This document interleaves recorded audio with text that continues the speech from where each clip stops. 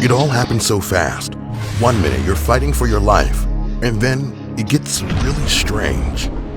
Your attacker is gone, but you've mysteriously flown back in time to the year 1888 in London.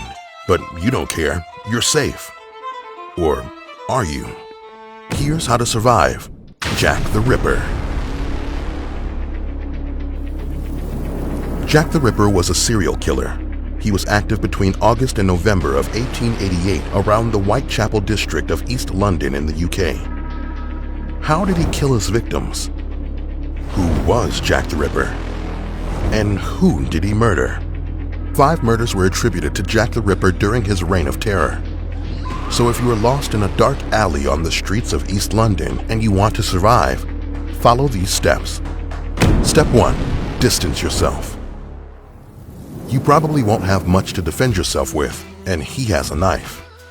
So be strategic about how you move. Try to dodge him if he comes at you. The more distance there is between you two, the better. Jack the Ripper was infamous for murdering his victims and using precise cuts to remove certain organs.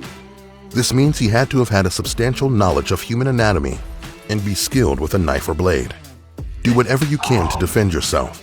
And let's face it, if you're hanging around Whitechapel during this time, you're probably a peasant.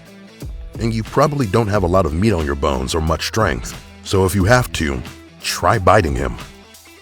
Step 2. Use your surroundings. Jack only targeted his victims at night, so try to duck into a dark alley. By the 1890s, there were about 300,000 horses and 1,000 tons of horse dung a day on the streets of London. Use anything you can to defend yourself, including horse dung.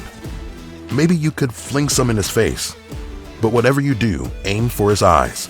Our eyes are sensitive, and one effective strike can save you from having to outrun or fight this killer. Step 3. Sober up. Whitechapel had a lot of crime and overcrowding. About 15,000 of Whitechapel's residents were homeless and unemployed. And one way to escape your problems was pounding back pints of beer at the local pub. The pubs were very popular at night, especially among lower-wage workers, and it was common to see sex workers on the street. So there's a good chance you could be drunk during this attack. Try to stay focused and do not pass out. If you're drunk, out of shape, or otherwise unable to move fast, it might not be the best idea to run, but you may have no choice. Step 4. Don't give up. Protect your center neck and sensitive organs with your arms. Don't fixate on the blade. Instead, watch Jack's arms to see when he might strike.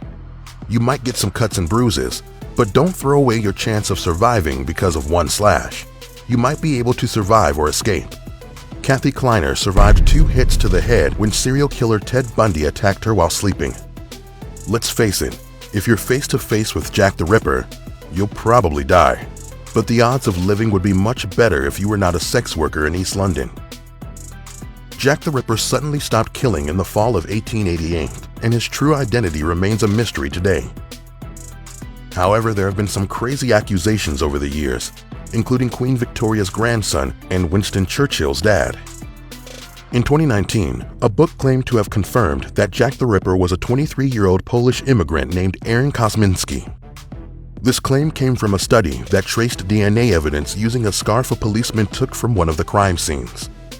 He kept the scarf and passed it down through his family.